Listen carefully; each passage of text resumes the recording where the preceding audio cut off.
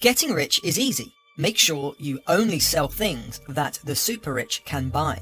This strategy has worked wonders for Bernard Arnault, whose vast luxury empire has kept him in the top 10 of the Forbes rich list for 28 consecutive years. In 2024, he was crowned the richest man on the planet with a net worth of $233 billion. He's made the #1 spot a few times before, overtaking the likes of Bezos, Musk and Zuckerberg, yet he's nowhere near a household name. Unless you're really into luxury, of course, but even then Arnault is a man of mystery. And that's how the 75-year-old luxury kingpin likes it. Scheming in the shadows and playing boardroom executives against each other is precisely how the young engineering student ended up owning 75 brands and counting. His portfolio includes Louis Vuitton, Hennessy, Marc Jacobs, Sephora and Dior. Nowadays these names are huge, but there once was a time when they were suffering. Arnault's talent is seeking out undervalued icons and rebuilding them as money-making machines, which he pits against each other to generate profits. Given how much he understands the power of brands, it makes sense that he's carved out an image of himself as a savvy businessman, inspiring pioneer, and formidable opponent. Rivals and colleagues alike nicknamed him the Terminator for his ability to completely eradicate anyone who stands in his way.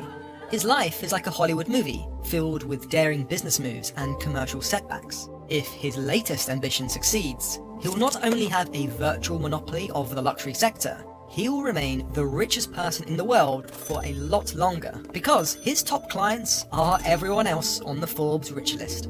So who exactly is Bernard Arnault? And how did he emerge from obscurity to become a multi-billionaire? Bernard Arnault is a French business magnate, investor, art collector and chairman of LVMH, Louis Vuitton, Moet Hennessy, which is one of the largest companies in the Eurozone by capitalization. Ending up this stinking rich makes sense because when Bernard was a child, he demonstrated an interest in money management and profit-making games. The chances are he was one of the first kids to play Monopoly, while everyone else was outside playing in the mud. Born March 5th, 1949, near the border of France and Belgium, to a pianist mother and manufacturing father. Post-war France saw a period of rebuilding helped by international programs and state investments, which culminated in an economic boom. As Bernard grew up in the splendor of these times, he enjoyed a typically affluent lifestyle: horse riding, piano lessons, and tennis. His father's construction business was doing well for the family, and Bernard was set up to eventually join the company. He pursued engineering at École Polytechnique, one of the country's most revered schools, with infamously tough entry requirements. Its military tradition dates back to the French Revolution, when it was founded, which undoubtedly refined Arnault's discipline, fortified his work ethic, and gave him the thrill of battle. Alumni include 3 presidents of France and 3 Nobel Prize winners. When Arnault's sons later went to École Polytechnique, they were taught literature by Brigitte Macron. But such a privileged education would have gone to waste had Arnault not been an intelligent and ambitious student. He excelled all throughout school and demonstrated an interest in business and finance. So when he graduated in 1971 with a degree in engineering, he was more than ready to help out at his father's firm. Yet Bernard saw potential in another area: real estate. After a few years, he persuaded his father to sell off the construction side of the business so that they could go all in on building luxury vacation homes. Convincing his old man to change course must not have been easy. His father had experienced hardship during World War II, so wouldn't have been so willing to risk the newfound financial stability that had given his family a good life. Construction had paid for his son's education, bought a home, and even funded his wife's passion for Dior perfumes. They may not have been millionaires, but their standing was strong enough that gambling it all was out of the question, especially on something as risky as real estate. After all, even real estate developers need construction. Surely construction was the safer, steadier option, even if profits may be less. Yet Bernard persuaded his father to do just that. That's a testament to the type of David versus Goliath battles Arnault would have throughout his career. sometimes as David, sometimes as Goliath. Under a new name, the company developed specialty holiday accommodations in what would have been the equivalent of the 1970s version of Airbnb. By 1976, Arnault even had timeshare properties, which was a new but lucrative sector at the time. And 1 year later, he was CEO. Then in 1979, the 29-year-old became president of the family business. It took 8 years for him to enter a company, reach the top, and make it richer. But real estate was just a means to an end for Bernard. He had his eyes set on something bigger, something that would make him mega rich. However, disagreement with the government of France meant he would have to pivot if he wanted to stay in the game. It's time to learn how history works as we explore the life story of Bernard Arnault.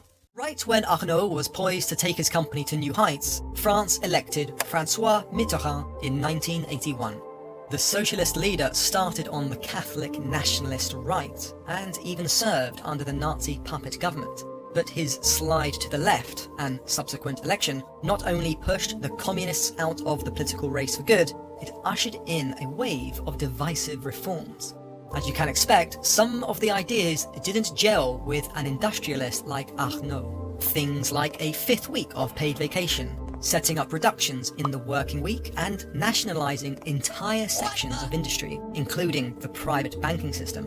These did not strike Bernard as ideal circumstances for entrepreneurs to grow businesses. However, the state was convinced that intervening in the economy would boost productivity.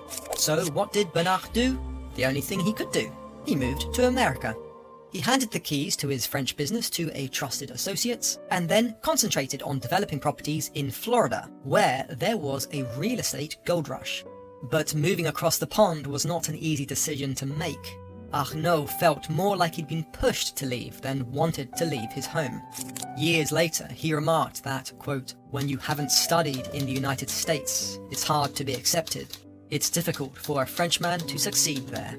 That might explain why his Florida ventures sought out the help of a Franco-American graduate to search for plots of land to develop on. Nonetheless, he learnt a lot about business from the fierce American market, and he learnt a lot from American culture. Legend had it that the first taxi he hailed in the US had a driver who was gushing about how much he loved French culture. Arnault asked him if he could name the sitting president, but the taxi driver replied that he couldn't, but, quote, "I know Christian Dior." This tickled Arnault for two reasons. The first is he'd sensed the power of brands, so hearing that a French icon had traction with a guy like his taxi driver in a country across the world was interesting. The second was that it reminded him of his mother. Arnault had been close to his mother and noted her love for the perfume maker. Little did he know at the time, Dior would be the reason for the French government to ask him to return home. But before that time, he had dollars to make. One of the best-known American projects was the Princess beachfront condominium complex in Palm Beach. It cost $21 million to make, with $17 million loaned from Barnett banks. The rest came from Arnault's personal finances. Thankfully, it made a $3 million profit, according to Arnault at least. A former collaborator said it lost $3.5 million. Judging from how the project went, it's easy to see why Bernard Arnault would want people to overlook this smudge on his otherwise shining resume. The Princess had many defects when the site was finished. The balconies were too narrow, and the bathrooms were not well equipped. Plus, the bedrooms were too cramped to accommodate the king-size beds which Americans are fond of. Yet that's nothing compared to the location. Despite its scenic panoramic views of the ocean, a nuclear power plant was pumping out fumes less than 10 miles away. These issues dented the appeal of the 19-story, 199-apartment luxury complex. Though the site was eventually sold, and no ties to Arnault remain, his two other Florida projects were equally disappointing, so he did his best to keep his US activities a secret. Eventually, he moved to New York. He was bored and feeling like he was in exile in a new home which didn't want him, until one day he heard about the Boussac affair. Marcel Boussac had a textile empire back in France which included mills, factories, and a brand called Dior. But things weren't going great for Boussac. The empire was going bankrupt, and even the companies that tried to bail him out were going broke. The government intervened because not only were there thousands of jobs at stake, Dior was as much a part of the textile industry as it was of French identity. However, the French socialists were having a hard time justifying the use of public spending to prop up a failing sector. They were bottom of the polls, got their butts kicked in the European elections, and had to back down on major policies in favour of more pragmatic central ones. Mitterrand had started on the political right, slid left, and ended up in the middle. Here, he could see clearly. He saw that he needed a savvy businessman to come in and save this ailing industry. So they changed the system to entice investors. They reduced business subsidies, reduced business charges, and introduced austerity for employees such as wage freezes. These conditions were exactly what Arnault needed to grow a business in France, but it was clear that what he really wanted was the Dior brand. He returns to France to buy up Boussac's discounted empire before it's too late. $15 million worth of the purchase came from his own pocket, with the remaining $45 million coming from the French financial institution Lazare Frères. It was worth it. 3 years later, the company was in the black and then some. But big changes had to be made. One of the first things to go was the disposable diaper division. After that came the layoffs. It's still a sore spot for the workers in the areas where the workshops used to be. They say Arnault had promised the unions that he would save jobs. In fact, initially he saved 12,500 employees, which was 1,000 more than another bidder. Yet that dropped over time. Now the areas where workers lived have suffered economic ruin. Everyone knew that Arnault wasn't really interested in the textile industry, he just wanted Dior. This was his ticket into a new industry. Under his leadership, the new company earned $112 million on revenue of $1.9 billion from the year before. That means he had taken a broke company, trimmed the fat, dropped the waste, fired the employees, and ended up with the streamlined, luxury-focused enterprise that was actually profitable. One move was all he needed to take him from fledgling real estate mogul to a bona fide luxury overlord. But Bernard Arnault was just getting started. One thing unique about the way Arnault runs his businesses is to focus them on a single target and make them decentralized. To him, the most important thing isn't about whether a company will be profitable in a few years, but whether the brand will still be revered in a few decades. This interest in longevity led him to conceive his most daring acquisition yet, LVMH, Louis Vuitton Moet Hennessy. Get ready for an Ocean's 11 style hostile takeover. It started before the merger, when Moet Hennessy was its own entity with Alain Chevalier in charge.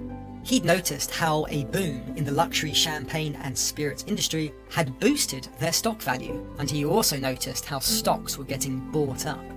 He feared a takeover and turned to his friend Henri Racamier, who was in charge of Louis Vuitton. Think of them like Gus and Hector Salamanca from Breaking Bad, with Bernard Arnault as Walter White. Chevalier shared his fears with Racamier, and the two agreed to merge so that they are a bigger company which will be harder to take over. Once they merged to form LVMH, 51% of the stock was owned by the families of the four brands which comprised its namesake. Taking them over would require someone to play the board against each other. But who's big-brained enough to do that? Enter Bernard Arnault. His success with Dior had earned him street cred and helped him become friends with Racamier. This was exactly what Arnault needed to pull off his heist. You see, the marriage of Louis Vuitton and Moet Hennessy did not have a long honeymoon. Racamier didn't like being number two, and Chevalier enjoyed reminding people that he was number one. Their feud was so public that everyone heard about how Racamier printed some stationery with his name above Chevalier's, only to have Chevalier destroy it. Internal conflict bred chaos, and chaos bred opportunity. Whoever was trying to buy them out wasn't deterred by the rise in their stock price. In response, Chevalier sought the help of Guinness plc, in the same way Hector Salamanca sought the help of Tuco.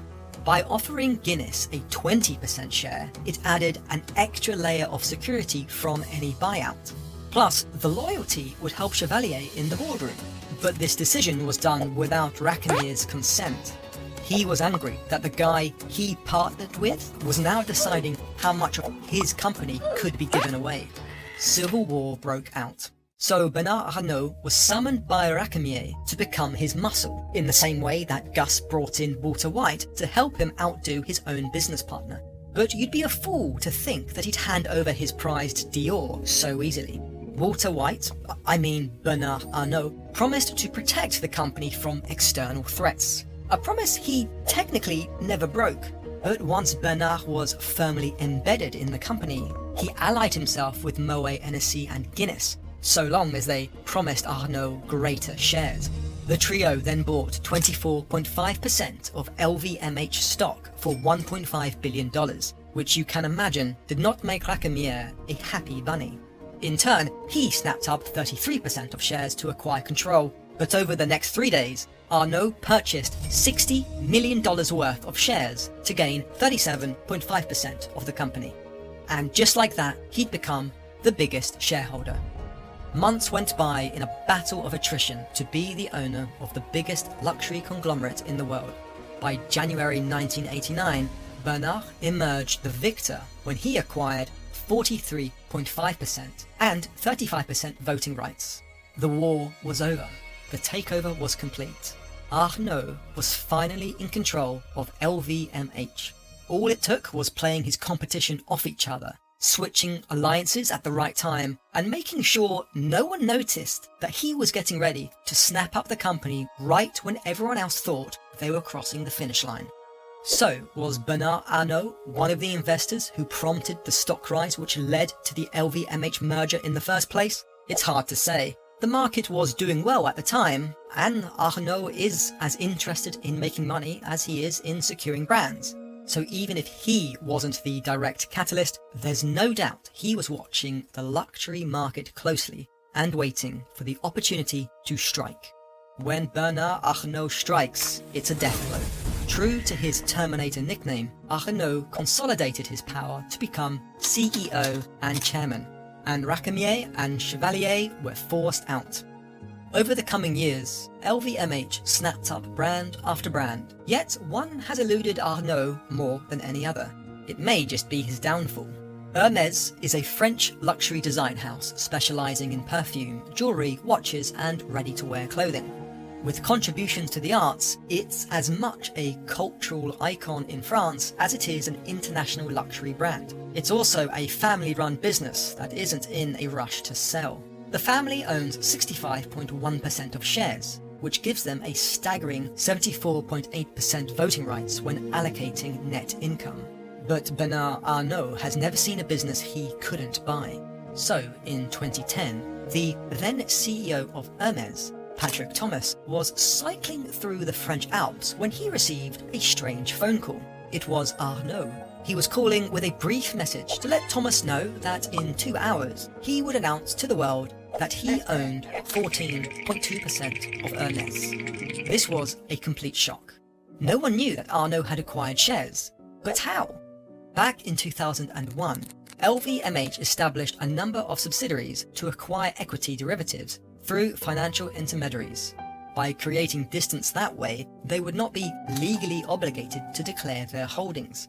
In Breaking Bad terms, Arnault got his own Jesse, Badger and Skinny Pete to run errands in secret. Through these covert back channels, LVMH snapped up 4.9% at the start of the millennium and then stopped. More than likely, this was a test to see if anyone figured out what Arnault was up to. 4.9% is a small enough stake not to be seen as a threat, but also big enough to get noticed. Bernard likely figured out that if he went unnoticed, then their defenses were weak. So why on earth did he announce to the world that he was inching towards owning a fifth of the company? The answer is obvious. Bernard Arnault loves a fight. Unfortunately, this fight was too much for him. 1 month after this surprise announcement, the French government had an announcement of its own. LVMH was being investigated for insider trading, collusion, and stock price manipulation. 1 month after that, Hermès set up a private holding company to own 50.2% of shares. It gave them the right of first refusal when a family member decides to sell shares, but really it was a way to protect the majority of the company from Arnault's takeover machine. Getting this kind of setup required an exception from the French government. One would typically have to offer to buy out minority shareholders first. If LVMH did go on a shopping spree, Arnault would still be compelled to buy out minority shareholders.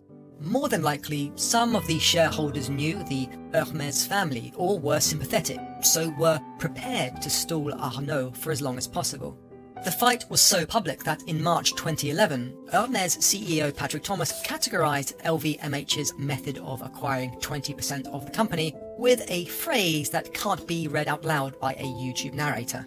By the end of 2011, Arnault announced he had 22.6%. Slowly but surely, he was devouring one of the few brands that he didn't own. If Hermès wanted to survive Bernard Arnault, they had to think like Bernard Arnault.